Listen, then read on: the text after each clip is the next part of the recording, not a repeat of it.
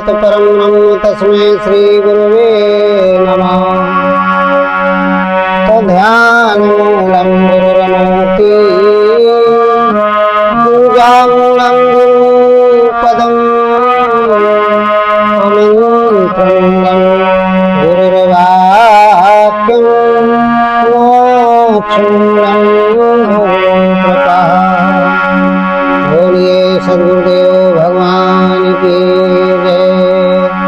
हृदय स्थित परमात्मा राम की जय। आज का प्रश्न है, लक्ष्मी की पूजा ऐसे करें तो हमेशा लक्ष्मी घर में आती रहेगी।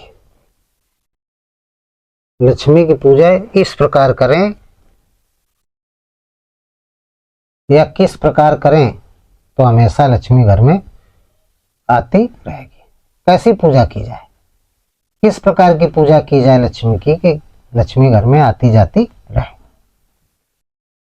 ये प्रसंग है आज का। कि लक्ष्मी की पूजा ऐसे करें तो हमेशा लक्ष्मी घर में आती रहेगी।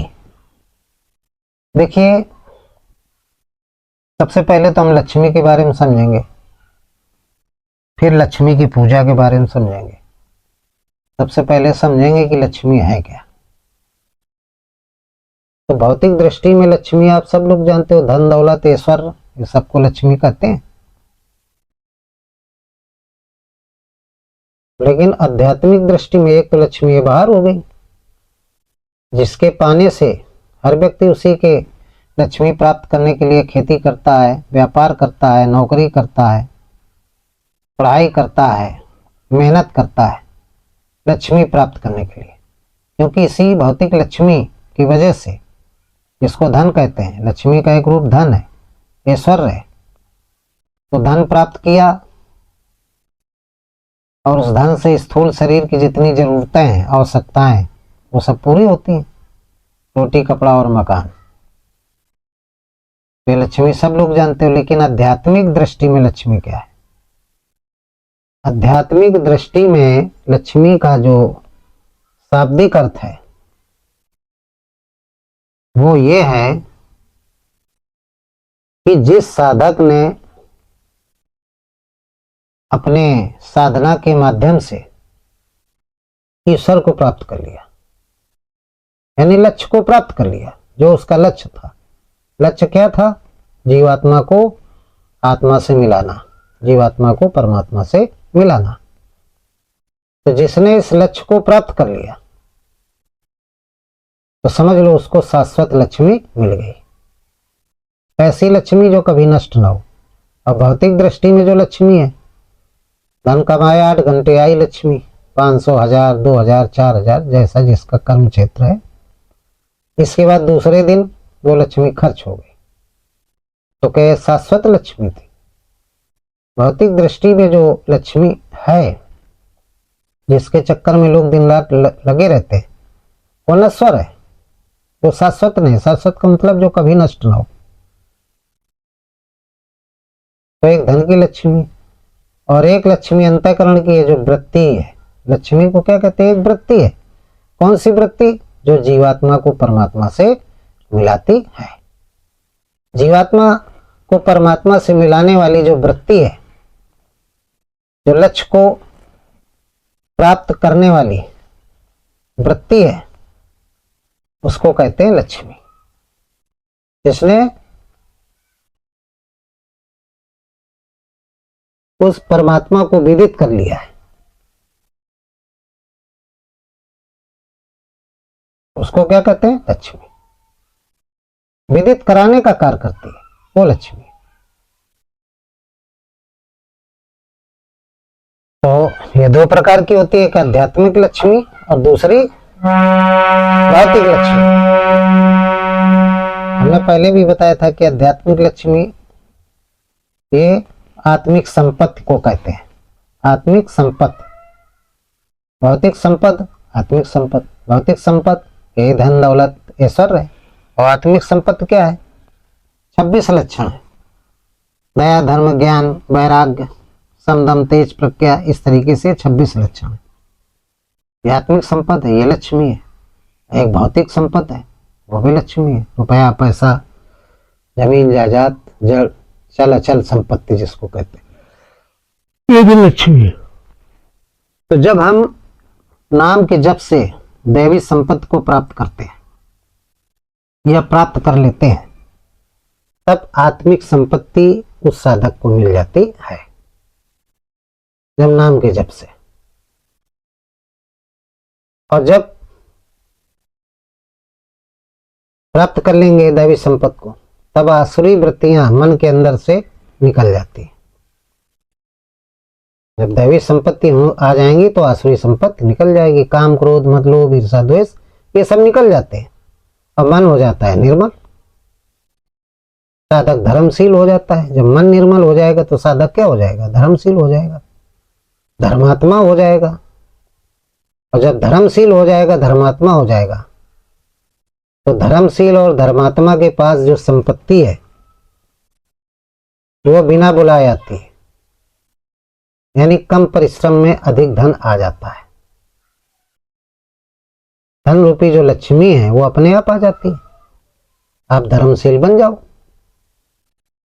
आप अपना धर्म से काम करो, किसी के साथ चीटिंग ना करो, किसी के साथ धोखा ना दो, अपनी मेहनत से कमाओ, चाहे दिमाग की मेहनत हो चाहे शरीर की मेहनत हो।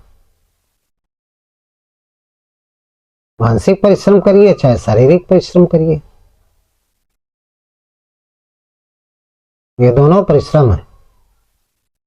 शरीर के द्वारा किया गया कार्य शारीरिक परिश्रम है, और बुद्धि, मन, बुद्धि, चित्त के द्वारा किया गया कार्य वो आध्यात्मिक परिश्रम है, मानसिक परिश्रम है। तो दोनों स्थितियों में परिश्रम किया जा रहा है और दोनों स्थितियों में धन की प्राप्ति होती है। शारीरिक परिश्रम से धन मिलेगा, रुपया, पैसा, ये सारी चीजें मिलेंगी। और आत्मिक जो परिश्रम है मन के द्वारा, उससे राम रतन धन मिलेगा आपको। तो जब आप धर्मशील बन जाएंगे तो संपत्ति अपने आप आने लगती है, ज्यादा प्रयास नहीं करना पड़ता। कैसे? गोस्वामी जी ने चौपाई लिखी है, कितनी में सुख है संपत्ति बिना ही बुलाए, और धर्म है सील पही जाए सुहाए। कितने में सुखी संपत्ति बिना ही बुलाए, और धर्म सील पही जाए सुहाए।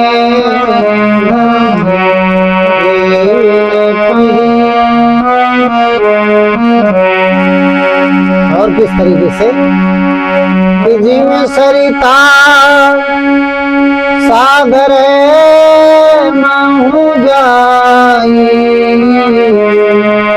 यद्यपि ताहि कामना नाही, यद्यपि ताहि कामना नाही। तीन सुख संपत्ति बिना बुलाए, धर्मशील पर जाए सुहाए। जब धर्मशील हो जाओगे तो सुख, संपत्ति, ऐश्वर्य, सारी लक्ष्मी, ये लक्ष्मी के प्रकार हैं, ये सब आपके यहाँ आ जाएंगे। कम परिश्रम में आपके पास बहुत धन आ जाएगा। उसी तरीके से जिस तरीके से तिम सरिता सागर में हो जाए, समुद्र में नदियां जाती हैं, सरिताएं जाती हैं, यद्यपि ताई कामना नहीं। तो स्वामी जी ने कहा, यद्यपि सागर को, समुद्र को इच्छा नहीं है कि ये नदियां हमसे आके मिले, लेकिन फिर भी नदियां जाती हैं, बिना बुलाए जाती हैं। इसी तरीके से जो धर्मशील व्यक्ति होता है वो, उसके पास लक्ष्मी अपने आप जाती है,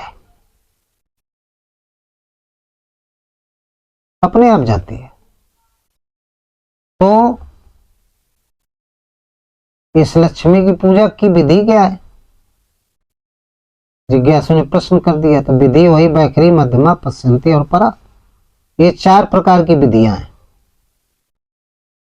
4 प्रकार की विधि है धर्मशील लक्ष्मी की। जब धर्मशील लक्ष्मी की पूजा करेंगे इन 4 विधियों से तो आप हो जाएंगे धर्मशील। और जब धर्मशील हो जाएंगे तो भौतिक लक्ष्मी अपने आप आपके पास आएगी और आंतरिक भी आएगी। आंतरिक लक्ष्मी 26 प्रकार की है। दया, धर्म, समदम, तेज, प्रज्ञा, विवेक, ज्ञान, वैराग, ये सब क्या है? ये आत्मिक संपत्ति है। आत्मिक संपत्ति है, अंदर की लक्ष्मी है। और बाहर की संपत्ति क्या है? मकान हो जाएगा, रुपया पैसा हो जाएगा, तमाम प्रकार की गाड़ियां हो जाएंगी, जमीन हो जाएंगी, अच्छा भोजन मिलेगा खाने को। ये सब क्या है? भौतिक संपत्ति है। तो सब आप प्राप्त कर लेंगे जब आप धर्मशील हो जाएंगे। और धर्मशील नहीं रहेंगे तो कुछ नहीं मिलेगा। तो धर्मशील होना बहुत जरूरी है। धन अपने आप आता है। और इसी आत्मिक संपत्ति में एक संतोष भी है। आपके अंदर संतोष आ जाएगा। सन्यासी हैं आप तो आपको क्या जरूरत है घर द्वार मकान की? आपके अंदर संतोष धन आ जाएगा। संतोष, संतोषी, संतोषी का मतलब होता है, संतोष का मतलब होता है सम धन परितोष। ऐसा धन मिल जाएगा। गो धन, गज धन, बाज धन और रतन धन खान, जब आवे संतोष धन तो सब धन धूल समान। जब आप राम नाम का जब श्वास प्रश्वास से करेंगे तो आत्मिक संपत्ति आएगी, राम रतन धन मिल जाएगा। और जब राम रतन धन मिल जाएगा तो मन को हो जाएगा संतोष। मन की स्थिति क्या हो जाएगी? संतोष में हो जाएगी। सम धन तोष, सम धन परितोष। जितने भी संसार के लोग हैं, हर प्राणी आपको सम दिखाई देगा। छोटा बड़ा, ऊंच नीच, कम ज्यादा, अच्छा बुरा, ये नहीं दिखाई देगा। सब बराबर दिखाई देंगे, सब अच्छे दिखाई देंगे। सज्जन और दुष्ट सब आपको सज्जन ही दिखाई देंगे। तो स्वामी जी के अंदर यही धन आ गया था। और वो जानते हो क्या देखते थे? वो यही देखते थे, सबसे बड़ा धन है राम रतन धन, संतोष धन। किसिया राम मैं सब जग जानी, और करहु प्रणाम जोर जोग पानी। किसिया राम मैं सब जग जानी, और करहु प्रणाम जोर जुग पानी। करहु प्रणाम जोर जुग पानी। सिया राम में सब जग जानी, करो प्रणाम जोर जुग पानी। फिर सारा संसार आपको सम दिखाई देने लगेगा। सारा संसार आपको सब दिखाई देने लगेगा। आपके अंदर परम चेतना जागृत हो जाएगी। ईश्वर का वास हो जाएगा।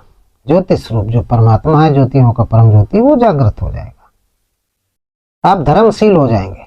फिर आपको धन दौलत बुलाने की आवश्यकता नहीं रहेगी, अपने आप आएगी। तिम सुख संपद विनय बुलाए, धर्मशील पर जाए सुहाए। जिम सरिता सागर में जाई, जद्य बताए कामना नहीं। तब उन्हें कोई कामना नहीं, फिर भी नदियां जाती। इसी तरीके से धन आएगा। काम नहीं लेंगे फिर भी धन आएगा। तो आप जितने भी जड़ चेतन है, सब में ईश्वर दिखाई देने लगेगा। ईश्वर रूप का भाव आ जाएगा कि सबके अंदर ईश्वर है। कहीं भी विषमता नहीं दिखाई देगी, समता ही दिखाई देगी। और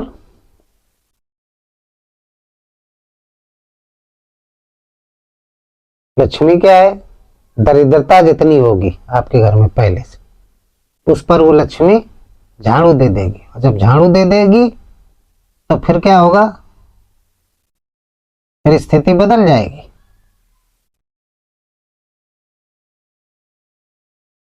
भगवान शंकर जा घर लक्ष्मी झाड़ू देत है, विचारक ने लिखा है, शंभु करें रखवाली, और तागर ब्रह्मा बने टहलुआ, और विष्णु करें रखवाली।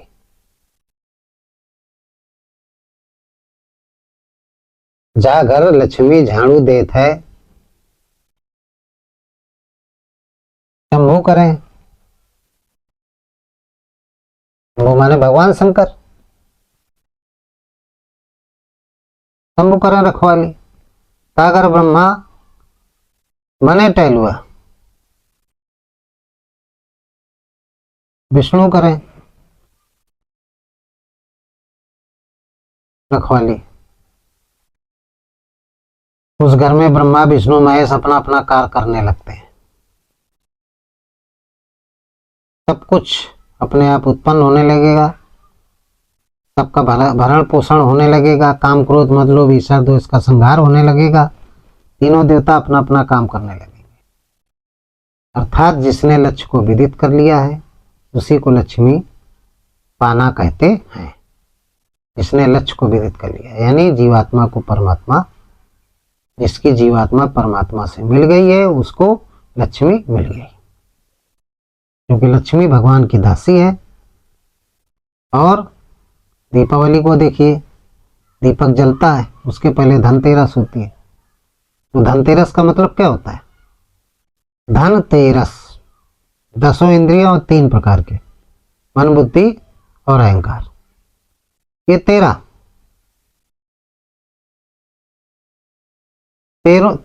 संयमित हो जाती है। और जब 13 संयमित हो जाएंगे, मन बुद्धि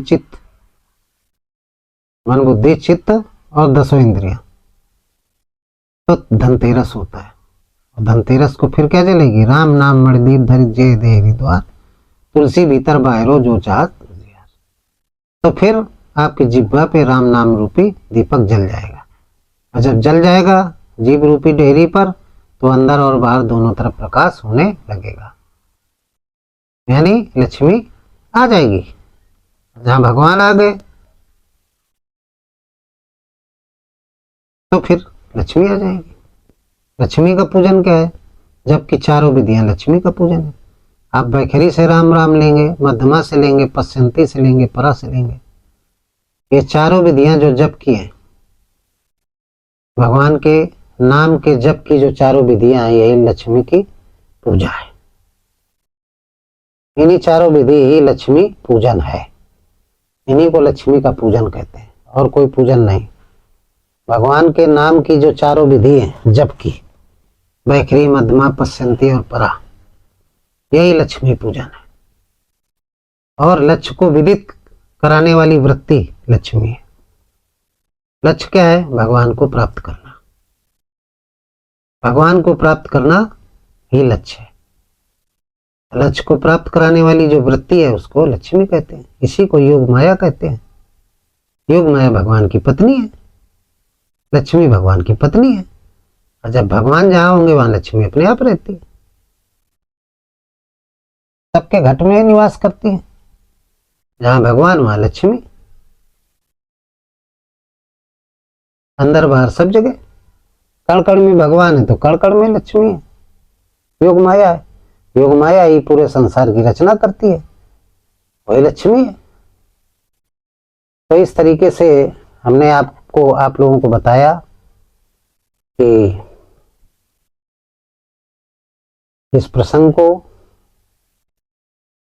लक्ष्मी के पूजन के बारे में, लक्ष्मी के बारे में, लक्ष्मी क्या है, पूजन क्या है, आप लोगों की बात समझ में आ गई होगी। तो इन्हीं शब्दों के साथ इस प्रसंग को समाप्त करते हैं। बोलिए सद्गुरुदेव भगवान की जय। हृदय में स्थित परमात्मा राम की जय। सर्वे भवन्तु सुखिना, सर्वे सन्तु निरामया, सर्वे भद्राणि पश्यन्तु मा निश्चिते दुखो भाग भवे।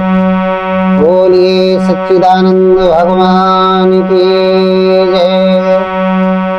संत समाज की जय, भक्त समाज की जय।